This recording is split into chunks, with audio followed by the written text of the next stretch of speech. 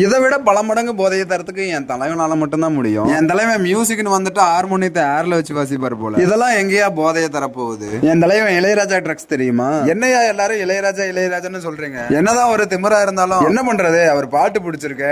இந்த வீடியோல ஒரு 3 மியூசிக் ஆட் பண்ணிருக்கேன். ஹெட்செட்டை போட்டு கேட்டீங்கன்னா அப்படியே ஏர்ல பறக்கிற மாதிரி இருக்கும்.